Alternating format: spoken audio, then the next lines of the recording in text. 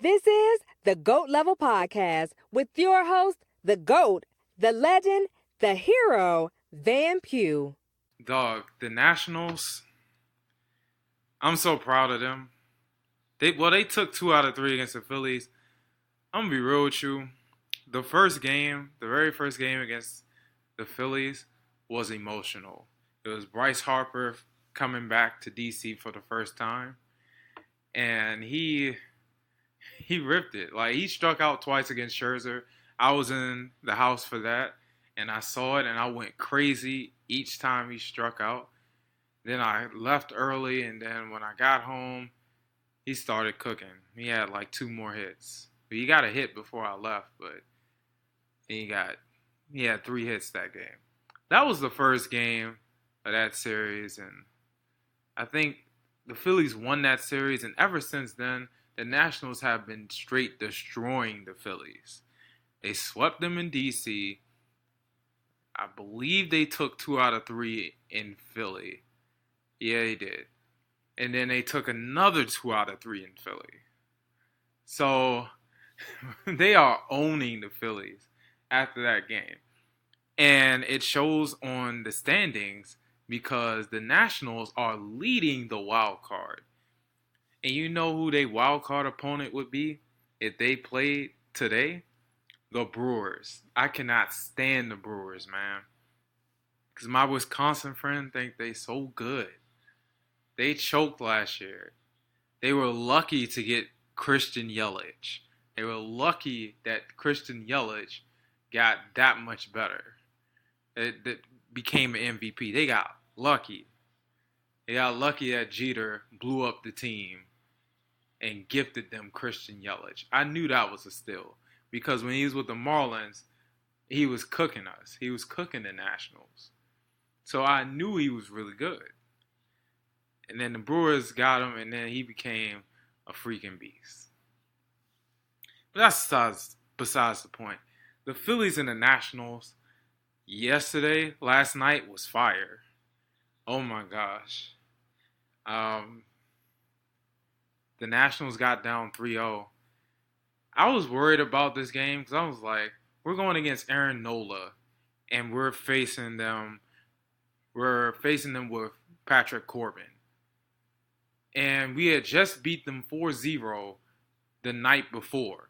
So I'm like, it's going to be very hard to beat this team. I'm telling you, it's going to be very hard to beat them on a Saturday night. Almost sold out crowd because it's fireworks after the show. I was like, it's going to be very hard to beat them. And sure enough, man, Aaron Nola, he gives up a few hits, but he doesn't let anyone score. He's doing his thing. I think in the back of my mind, I was like, if we can survive Aaron Nola, we have a chance. And sure enough, 3-0. I think top of the 6th or 6th inning, they take Nola out. They put in a pinch hitter, of course. Then they start going through their bullpen. And I was like, oh, we in this. It's 3-0. And they got to rely on their bullpen now. I was like, their bullpen can't be that good. The NL East, nobody has any good bullpens except the Braves. So I was very confident that we were going to make a comeback. I was like, we could just hold on and not give up any more runs. We can make a comeback. Because Rhys Hoskins looked unstoppable. Bryce Harper was striking out. I mean, he was 0 for 4. That made me very happy that he went 0 for 4. I was loving it. It was amazing. But Rhys Hoskins and Real Muto were destroying the Nationals. They were destroying the Nationals. Those two, and then Maikel Franco. Like, those three, all series, just was giving the Nationals problems. And I think there's this guy who bats 8th in their rotation. The really fast guy, number 24. I forgot his name, just that fast. That guy got some serious speed. He can't hit. But even he tried to make it interesting at the end. But before I get to the end, I I realized that the Nationals definitely had a chance because Rendon is definitely going to get his. Every game, he is definitely going to get a hit or two or more. And, that's what he did. Patrick Corbin lasted until about the 7th inning, I believe. And credit to our relievers. They stuck in there. They hung in there. And, Robles be killing the Phillies. So I was very confident in him. He was getting his, too. Well, he had some silly base running error where he hit one in the gap and he went all the way to third just to get picked off. That sucked. But other than that, he was killing the Phillies too. So the Nationals get one around the 6th or 7th inning. Okay, cool. We leave some people on base. All right, cool. Then we get another one in about the 8th inning, I believe. We get another one then. Now it's 2-3. And once again, we're leaving people on base. Yan Gomes, Dozier, they weren't doing anything. Trey Turner had a horrible game. But Soto, Robles, Rendon, and even Eaton had a hit. Those guys were keeping us in the game. Big time. And I love what we had off the bench with Howie Kendrick and Big City Matt Adams. Once I saw Howie Kendrick come off the bench, oh yeah, I knew he was going to do something. And he sure did, man. He was clutch for us too. And so it was 2-3. It's 2-3 going into the 9th. I was like, okay, we're at the top of our order now. These guys are done. I think we're gonna get them now. We got him. And sure enough, okay, Trey Turner out. Of course, he's had a horrible game. Fine. Adam Eaton out. That was kind of shocking because he wasn't doing that bad. Okay, now it's 2 outs.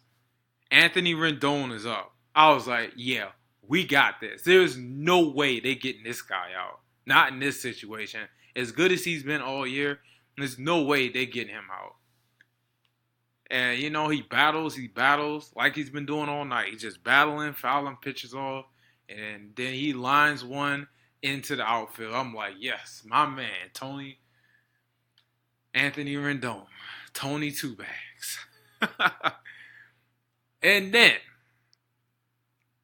Juan Soto come up. I was like, yeah, we definitely got him now. I was like, okay, our best player just went up. Now our second best player is up.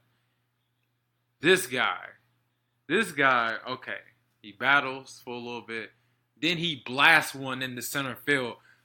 I put my arms up. I was like, there it is. There it is. The Phillies fans, oh my God. They were like, get out of here, man. They did not want to see me celebrate at all. They were getting annoyed because my team was coming back, and I was starting to talk shit. So I was starting to talk trash. So they did not want to hear that. They did not want to see me happy, and I was loving it. I was having so much fun with that comeback, man. I had never seen anything like that. Well, of course, I was there for 9-0, for the 9-0 comeback against the Marlins last year on July 5th. But, man, it's something different when you're on the road and it's a sellout crowd and you barely see any Nationals fans. Man, it's something else when it happens then. Oh, my God. That shit was crazy, man. That was crazy. And then, of course, bottom of the lineup for the Phillies. Okay, they get Matt Adams out after Soto. Whatever. I thought Matt Adams was going to hit a home run. He didn't. He didn't. I think he struck out. Whatever. That's fine. Now, oh my God. Now the bottom of the lineup. I was like, okay, we got him. We definitely got him now. I don't know who came up first, but then it was Maikel Franco who has been giving us problems. No, it was Cesar Hernandez. He's out. Boom. Then it was Maikel Franco. No. It was Franco first. He didn't do okay. We found a way to stop him. Thank God, because he's been giving us problems all season. We found a way to stop him. I don't know why he's in the bottom of the lineup. Well, okay, maybe I do know why, but he's a sneaky bottom of the lineup guy. So we got him out. Then they put number 24 on, not on base, but they put him up there. He gets on base. He got lucky. He wasn't supposed to be on base. It was a ground ball, and he had so much speed that he beat the throw by like a millisecond. Whatever. Then the pitcher is supposed to go up. Neris, who gave up the home run. No, you don't leave him in there in that situation. They put in some guy, number 15, Knapp, to pinch hit. He bats 159 or something. I was like, yeah, we got him. He's battling. Then he hits one in the outfield. I was like, oh, no, please, no. Please. My man Robles caught it. I was like, yes! Yeah. I was so happy, yo. And then I got up out of there. I was like, okay, sure. The Phillies fans were really nice and they were dapping me up, but I had to get out of there. I was like, nah, bro. I'm done. I'm out of here. I'm too happy. I'm hyped. I don't feel like messing with y'all right now. I was too hyped, man. They came through for me. I love it, man. Let's go Nats. Oh, my God. I wonder if they can keep this going. It's going to be very hard. They're playing the Dodgers soon. Well, they got the Orioles. If they don't beat the Orioles twice, what are they doing? But very soon, they got the Dodgers coming here. They got the Rockies coming here. Those are very tough teams. They're going to be very hard to beat. It's not going to be easy. I think we got the Braves soon. They're leading our division. So I hope they keep this up. Because if they do, not only are they going to be in the wild card spot, they might win the damn division.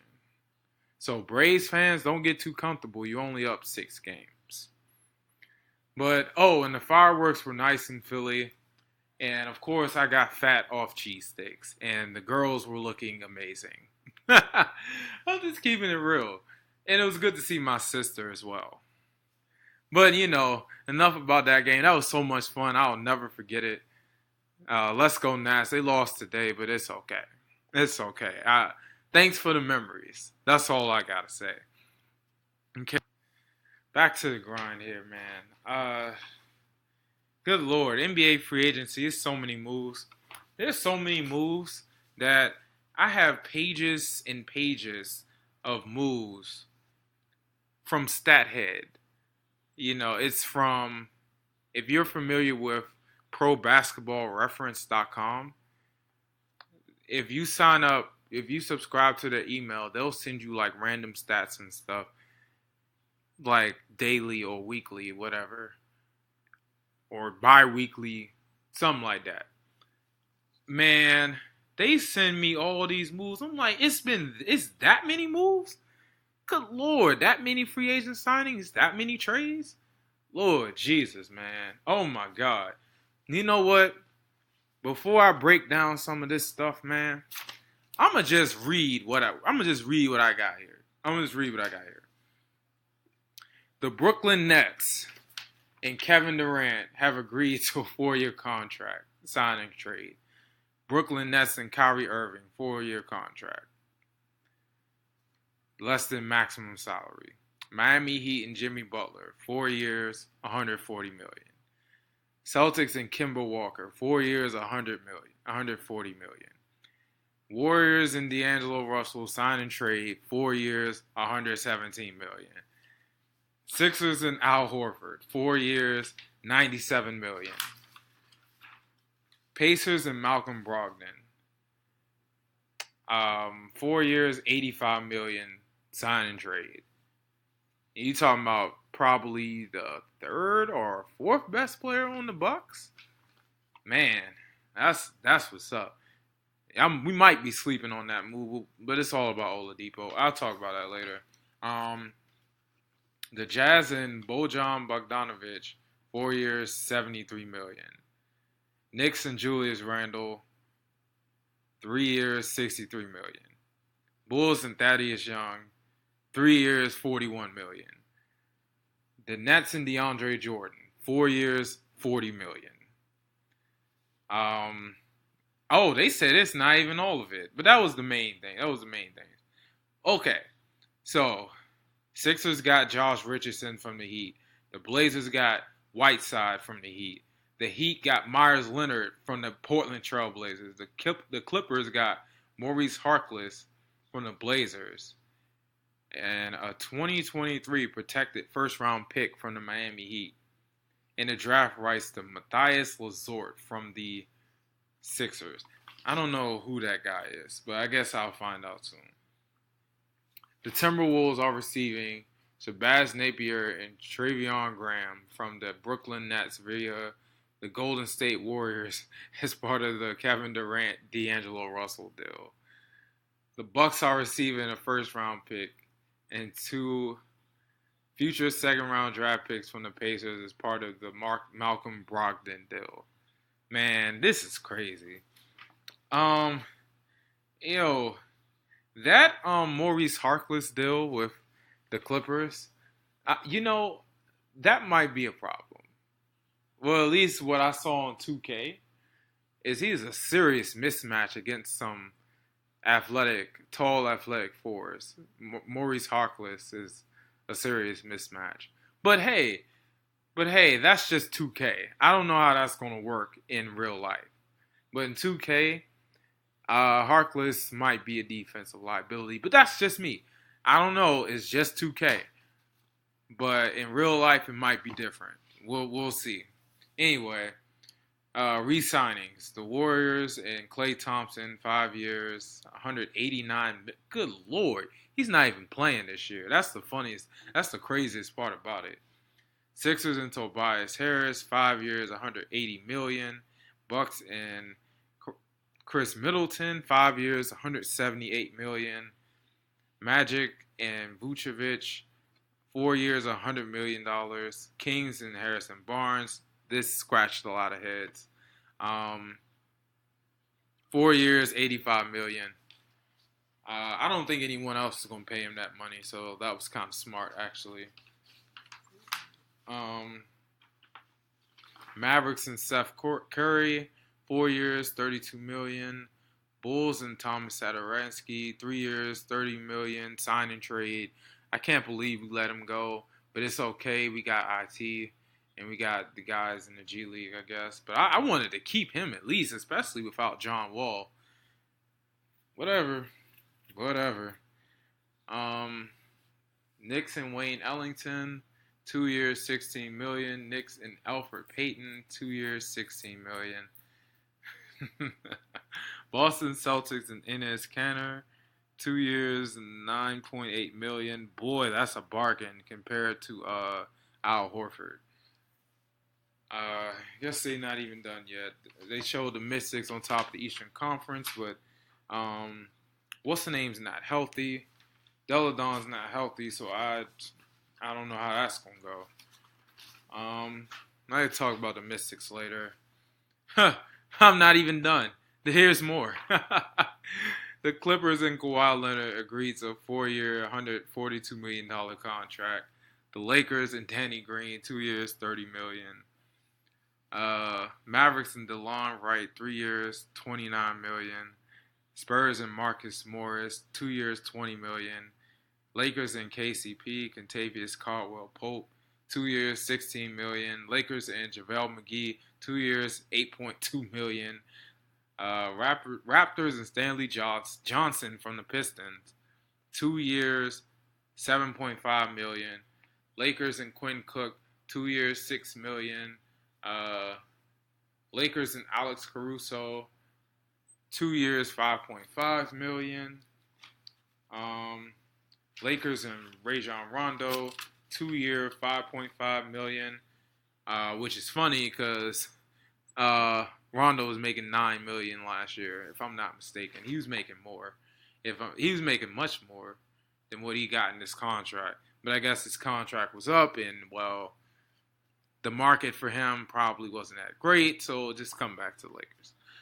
DeMarcus Cousins and the Lakers, 1 year, $3.5 million. He's getting paid more than Rondo, but that makes sense.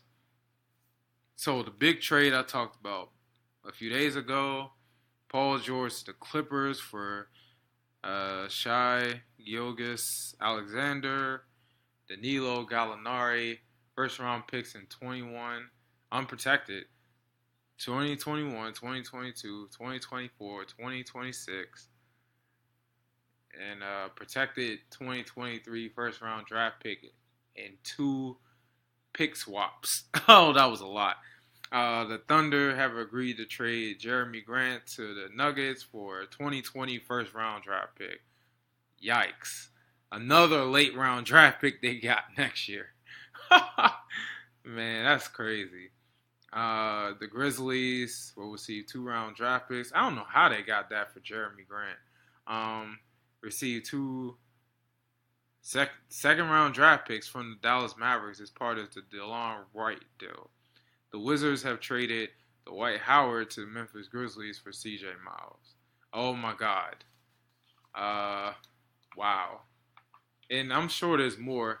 They didn't get the Derrick Rose to Detroit move, which that's pretty interesting. But we don't know what Derrick Rose we're going to get, honestly. I'm keeping it real. And the Isaiah Thomas with the Wizards thing. Honestly, if he can play like he did in Boston, I think the Wizards will be fighting for one of those last playoff spots. If he plays like he did in Denver or like he did in Cleveland, we're screwed. And he'll probably come off the bench. But we'll see. I could be wrong. I still think the Wizards are a lottery team. But anything can happen, you know what I'm saying?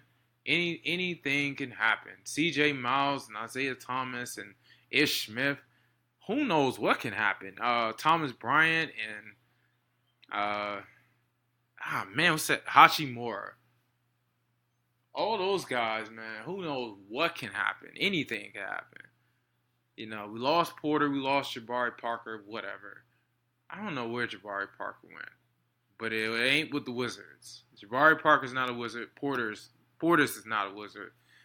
And the Knicks, what kind of team they building, man? They got Portis, they got Randall, they got R.J. Barrett, they got Peyton, they got Wayne Ellington. I don't know what they're doing over there. I don't think that team's gonna win many games. I could be wrong. Oh, and they got Dennis Smith Jr. Okay, then I don't think they're gonna win many games. We'll see. I could be wrong, but I don't think. I can't see it. And, you know, Mitchell Robinson is pretty much a first-round pick. But, you know, we'll see. We will see. The Nets are about a year away. They're going to be, at best, a second-round exit with Kyrie leading the charge and no Kevin Durant. It's pretty much the Kyrie and DeAndre Jordan show.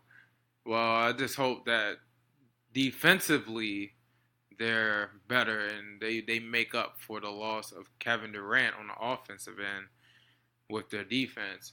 But I don't know. That's a tough one. That's a tough one. I don't know. I don't know if they're going to do anything, man. The Thunder, they're pretty much rebuilding. They acquired all these picks. I don't think they're going to buy out Chris Paul because the price is too steep. They're going to trade him. They still haven't traded him because it's going to be hard. It's going to be hard to move this guy. If y'all don't move this guy, where is he going to fit on this team? I'm just wondering. I could be wrong. I mean, we'll see. We'll see. The Lakers are building kind of a squad. I mean, they got Rondo. They got Cook coming off the bench. They got JaVale McGee, Anthony Davis, DeMarcus Cousins, Kyle Kuzma, KCP, Jared Dudley, Danny Green. Lord, they got veterans on. They look like the 96 Bulls. No, not the 96 Bulls. The 98 Bulls. They look like the 98 Bulls. All them veterans on that team, man. The youngest people on this team is Alex Caruso, Quinn Cook, and Kyle Kuzma. Everyone else has been in the league, man, at least 5 years probably more. So that's an interesting team to watch. I already talked about the Clippers. The Jazz, I think the Jazz have a really good chance of winning it all because, or at least getting to the finals. I mean, check this lineup. You got Mike Conley. You got Bojan Bogdanovic, who I really wanted on the Lakers. You got Joe Ingles. You got Donovan Mitchell. You got Gobert. Man, this team, what? This team is loaded. This team is loaded, bruh. Are you serious right now? Okay, Ed Davis is alright. I mean, he's a cheaper option to Derek Favors, but I don't think that's gonna work. But well, we'll see. We'll see. Denver's still gonna be good. They got Jeremy Grant. I guess that adds depth, but I don't know. They'll be in the conversation, but the Jazz, oh my God, the Jazz are legit, and they're definitely a threat to the Lakers. I mean, they're definitely a threat to the Lakers and the Clippers. I think they'll beat both of them or one. I think so. But we just got to see how these teams fit.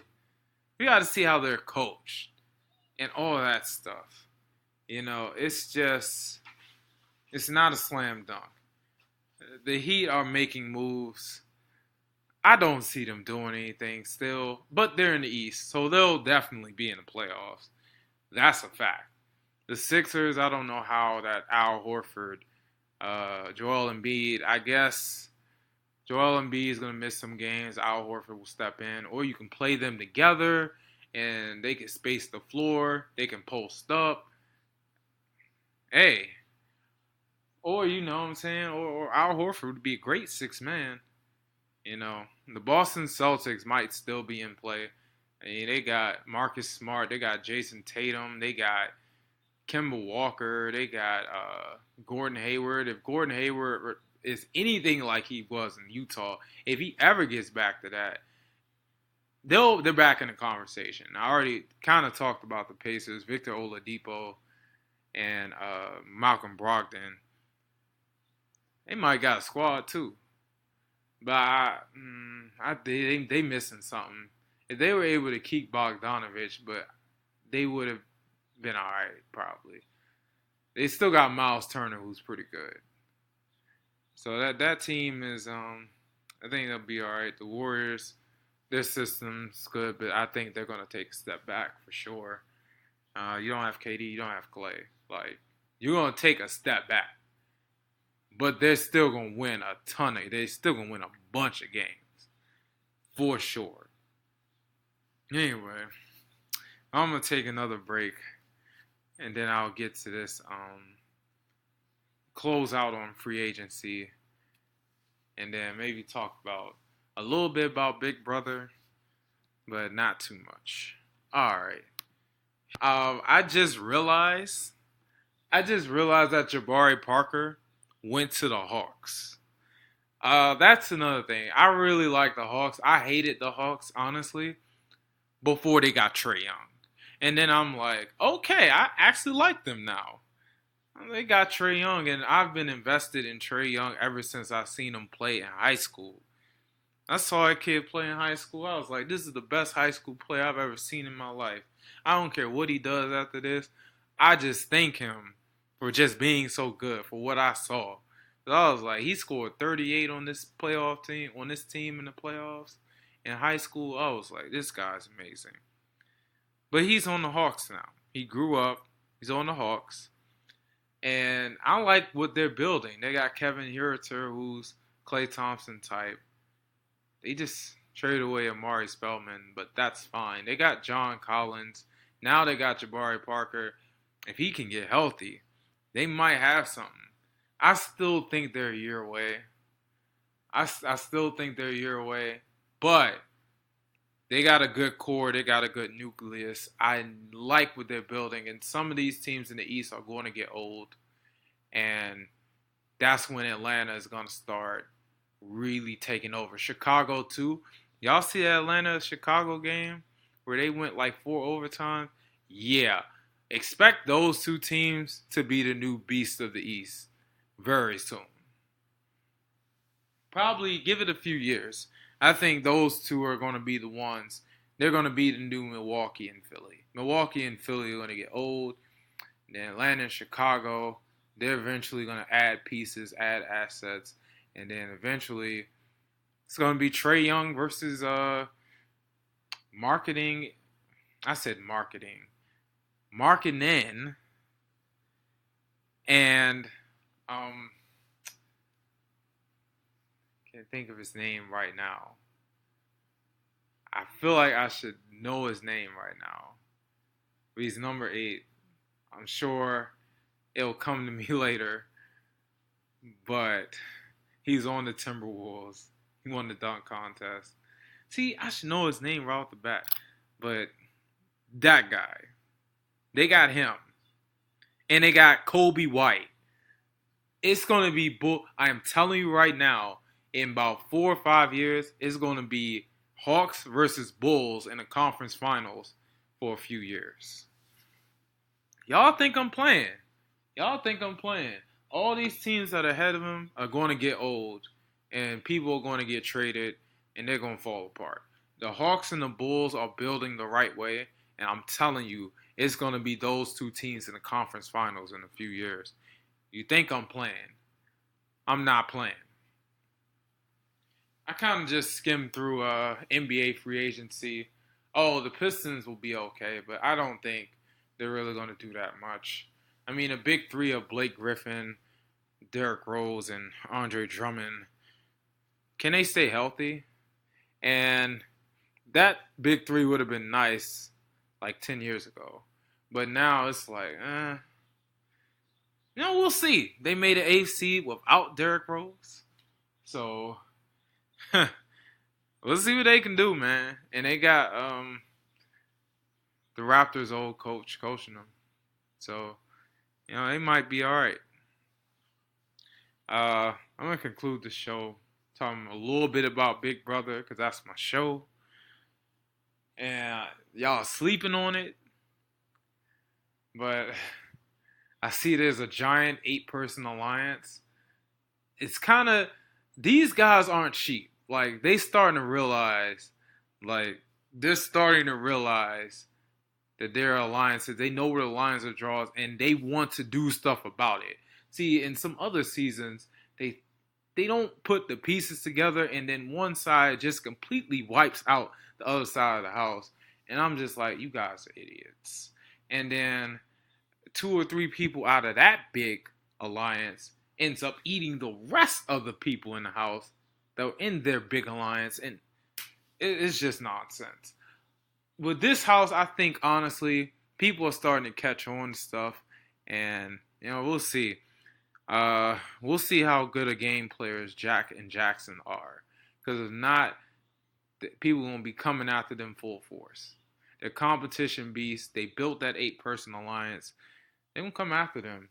Oh, and by the way, the girls on the show, I don't know where they find these girls, but they always fine. They always look great. Jessica's a plus-size model, and I love plus-size models. And she is another fine-looking plus-size model. Oh, my God. Bad. Kimmy, oh, my God. I think she's the only black girl on the show. Bad. Body is banging. Lips is juicy. Bad. Her early friend, now enemy, Bella, badass, bad Asian chick. Annalise is cute. They just all them girls cute. All right, it's come on, it's Big Brother. They pluck these girls out of nowhere and they recruit these chicks, man. But don't it is what it is, man. Just watch the dang show. It's a lot of drama. I love the strategy. But I guess I think of it with a sports mindset, and sometimes that gets me in trouble because I don't understand certain things that happen, and I get mad, and I have to put it in perspective that Big Brother is not sports. That is not logical that way. There are still emotions, and That is why. That is why some people won that shouldn't have won. But that's just me. That's just me. Oh, and Procter and Gamble. Uh, I guess they do secret deodorant. They just offered 529K to the U.S. women's soccer team for the equal pay thing. Man, what are these girls blessed or what? They got a lot of people behind them. I'm kind of fickle with them. I've never been a fan of the competition they had. I kind of before thought they were a little arrogant, but they're not. They're blessed girls. They're good girls. You know what I'm saying? And they're fighting for something that's bigger than themselves. That's bigger than USA Soccer. You know what I'm saying? And I can't really hate on that. I can't really hate on that. I do wish them the best. I still think their competition sucks, and they're gonna win another 2 World Cups. But that's the only thing I really have against them. And that's not even their fault. That's the rest of the world's fault. They got to find a way to keep up with the Team USA Women's Soccer. I don't know if they have to start in the grassroots. I don't know if they have to put more money in. I think they can start by putting more money in. But the rest of the world has to catch up to our women's team. So that's not the USA women's team's fault at all. You just have to deal with that. Anyway, I guess that's it for me tonight. Um, NBA free agency was crazy, and I didn't even really go into depth about everything. The Nationals are surging, and they look like a playoff team. But as soon as I say that, they start losing, and they fall back. I hope they aren't a 500 team like I originally assessed them at the beginning of the season. It's still looking like it, but I hope not. But, I'm out. So I'm going to play the rest of my rotation on the radio show. But I guess for now, peace. See y'all next time. Easy. Thanks for listening to another episode of the GOAT Level Podcast. Make sure you share, subscribe, and get money.